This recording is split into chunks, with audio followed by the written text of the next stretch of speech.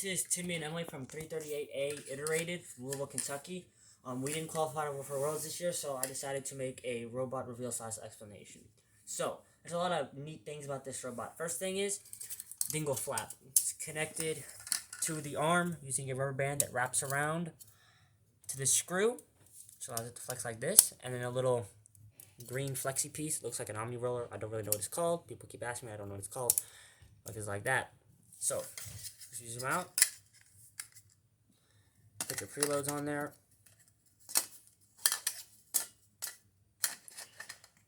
Then, when you set it up against the ramp, the goal will be like this.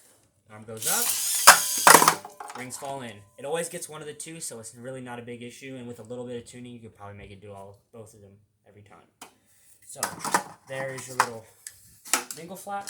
Next thing, front Mogo thing. This is a single double acting pneumatic locking clamp, 999V. Thank you for this idea, it's really great.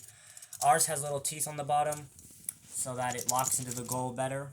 So it literally damages the goal, but there's no way they're stealing it from you. Back Mogo mech. Simple double acting pneumatic that goes up the center here. So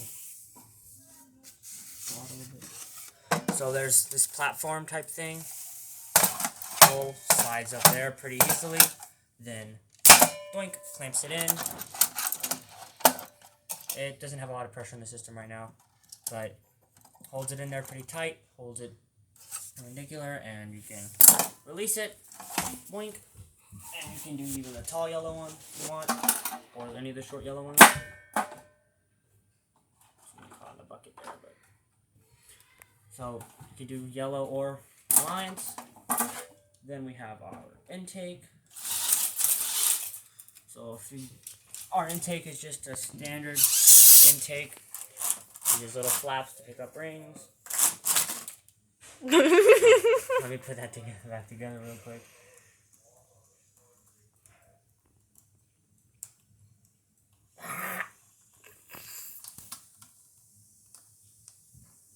There we go. Boom. Spits it out. Little hood on top. Pivots using these rubber bands that wrap down around here so that the rings can go out really easily. So it's a 600 RPM intake, but it is not powered using a motor. It is powered using a PTO. So it's a power takeoff, and it has this little free spinning gear. So when it's disengaged, the intake will not move, and then you can engage it. Like it's engaged. Like I said, there's literally no pneumatic pressure, so boink, I'll push it in. Then it's engaged, and if you zoom out,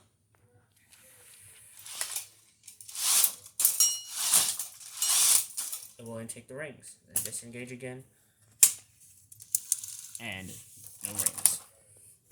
So there's how we take up the rings.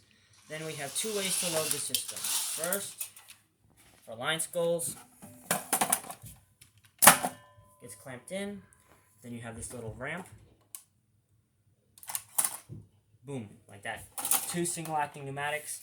When the rings get spit out, they'll slide down. They'll have a little more force for what I'm using. Anyhow, they'll slide down, and boom, fall right on there.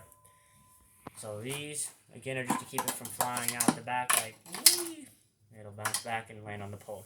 Then, you can put this down, release this, and then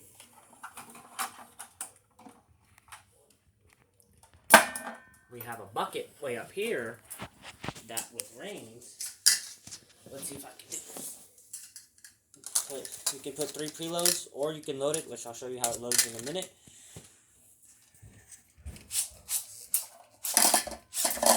Boom.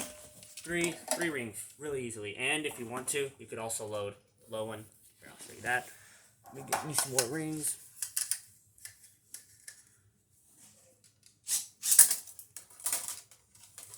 This.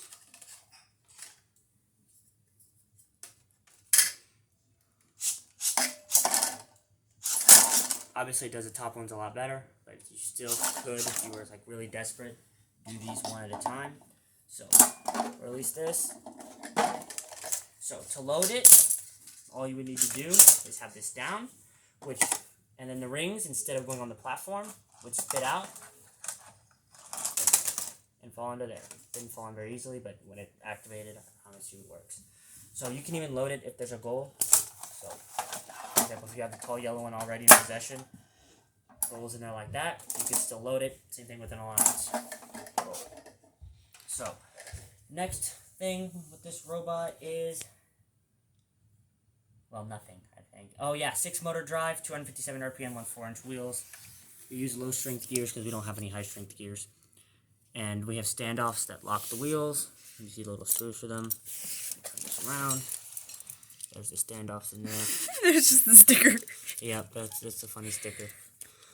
And yeah, that's it. Thanks for watching.